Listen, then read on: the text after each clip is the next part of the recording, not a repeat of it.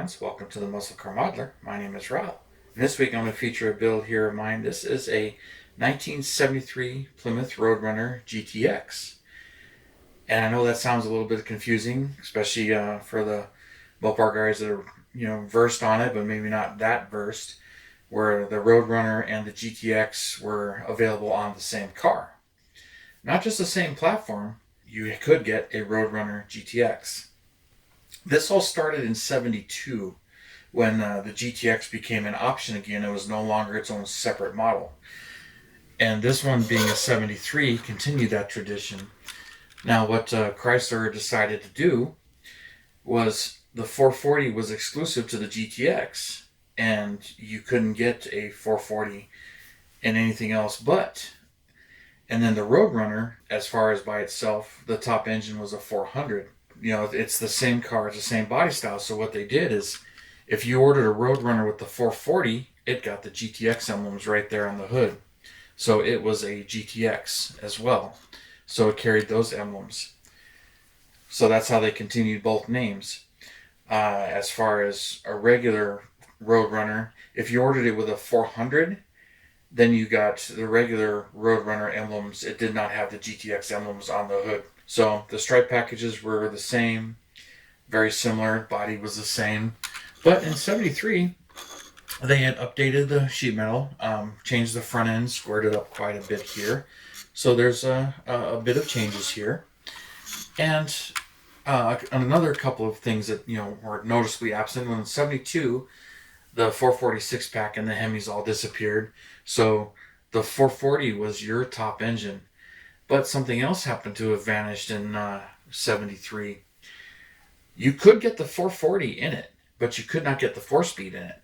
If you wanted a 4-speed in a 73 Road Runner, you had to get a 400 engine.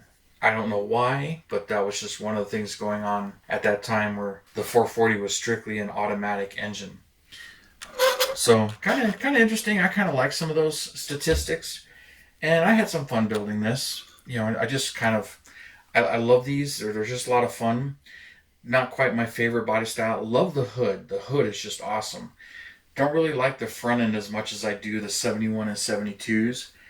But from what I understand of some of the real cars, you could put that hood on a 71 or 72. I don't know how it made it up with the body lines. I don't believe they actually did, but I have seen this hood on a couple of them. So whether or not they did some body work to the front to get those lines to work on, but it would physically bolt on. It just this panel was flat, and it had the wraparound bumper. So I'm not quite sure, but I've seen a couple. But I'm sure it took a little bit of extra surgery to make that happen. So when it came to this particular one, I enjoyed building this, and I did this back when it was a bit more of a challenge. And I'll say, and it's kind of one of the reasons why I haven't done many what's in the boxes on AMT kits, especially the kit history series that I've been enjoying and doing, is they're so much harder with the AMT kits, as a lot of those tools go farther back to the original tooling, and they migrated, and certain things that actually happened.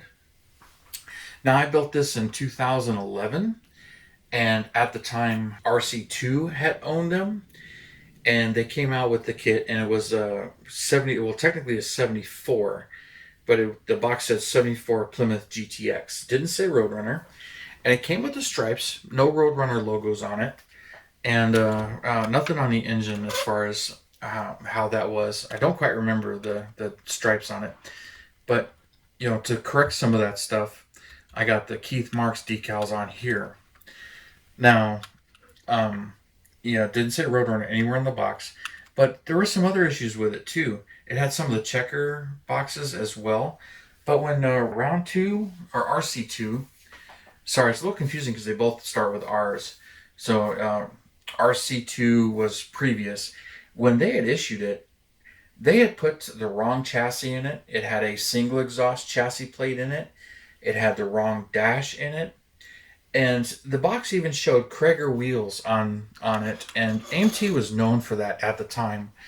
But when you open the box, it had centerline wheels and it had the stock Mopar rallies in it. So I was like, all right, this is a little frustrating, where you think you're getting one thing in the box, and you've actually got something a little bit different. And I was one of the first ones to get them, and it had been reissued a few times, but over the years, it just, parts had changed or things were swapped. So when I built this, I actually have the original 1973 bumpers on it now. Didn't come with those. They just came with plain bumpers with no dates on them. So I had searched these out, and these were eBay purchases, and they were re-chromed and redone. So the bumpers are from an annual, but the rest of it is from that issue. Now, being that it had a really weak engine, a really weak chassis, the wrong dashboard cover, there were some issues. So what do you do? Well, I had kit bashed the entire Charger, the 71 Charger, engine compartment, and chassis into this car. So swapped all of that out. So that gave me a much more finely detailed combination here. And that kit, I'll throw the box art up, of course, also had the automatic transmission in it, which also corrected some of the issues here.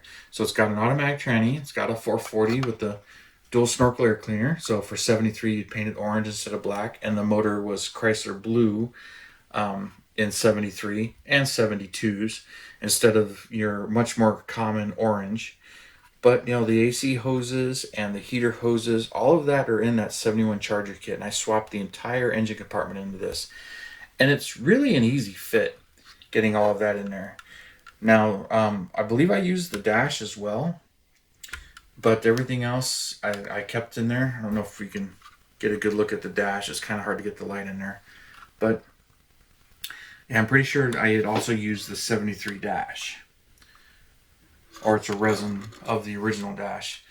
But I built this back in 2011, so it's fairly fresh, but I don't quite remember all of the details.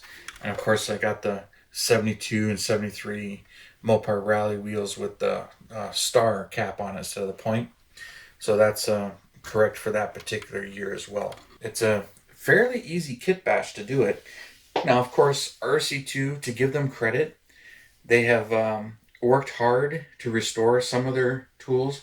So a few years back, they issued this Road Runner, and they put the correct dual exhaust chassis back in it, the correct dashboard back in it. It still had its kind of weak engine and engine compartment, but it's more correct than the kit I bought. So there are certain kits when you're buying AMT kits that certain boxes have different parts in them, wrong from other kits. So it's really hard to keep track of all of that. And I had that going on with even the 69 GTX kits. Some of them have 68 Road Runner hoods and bumpers in them instead of the correct ones, and other ones do. But RC2, the current caretakers of the MPC and AMT brands, they're working hard and fixing a lot of those things, which I think is really cool, and even going so far as to restore some of the missing parts to get some of these cars out. So, we're all getting excited about the 68 Coronet, which they restored a lot of parts, but kept some of the flavor on it. So that's kind of controversial, but now I'm kind of veering off target. But, this is, some of the things that's possible to do with some of those builds when you build one of these and do this to it, and you kit bash and make a much better model than what was in the box. And you can get a little expensive and a little challenging, but they are a lot of fun. And I know a lot of people like to kit bash and take their favorite parts from, kits, obviously, and build something different. So, I enjoyed doing that to some of these stock ones. It's hard to get in, the trap here where you start to want to do that to every single one that you build. And then it gets a little more expensive, a little more time consuming. But like this one, I had to search out the 73 bumpers, and those were a chore to find, and I got them. So this is my official 1973 build, and I have one of those tin boxes. Throw the box art of that up, of course, too, of the 74 Road Runner, and that particular tin box, and I don't know if they've reissued it since, actually has the stripe with the Road Runner logo and the decals and everything. So it has a really nice set of decals in that kit. So I really looked for that particular kit so that I didn't have to spend $15 for Keith Mark's decals or somebody else's decals. they're not cheap anymore. I remember when Keith Barks decals were $6.50 and they were $8. Now they're $15 plus shipping. Ray's Kits decals are 25, 30, $35 a sheet now. So some of these decals are not cheap. But I'm not complaining though. Love the better aftermarket decals, and I buy a lot of them. It's all part of it. The question is, how much detail do you want to put in, and the accuracy, what bothers you and what doesn't. But for me, I just take it for fun, and sometimes I challenge myself to make it better, like I did with this one. Even going so far as adding the hood pins on it. And this is one of the early ones that I put the chrome on. Oh, and a lot of the 73s, the 73 and 74 hoods are different. 74 hoods have the venting all the way across in one chunk. 73 hoods have two sections here. So that's why I blocked off and filled in a good chunk of them. So I did 6 of them and filled in the rest. So kind of a little detail there, but you'd have to really know your 73 and 74 Road Runners. And even the Chargers had that issue. Some of them had no grading there, and some of them did. It really depended on the year and what was correct. But some of them were running changes that went with the real car too. So I don't quite beat myself over the head with them sometimes when that happens. But it does.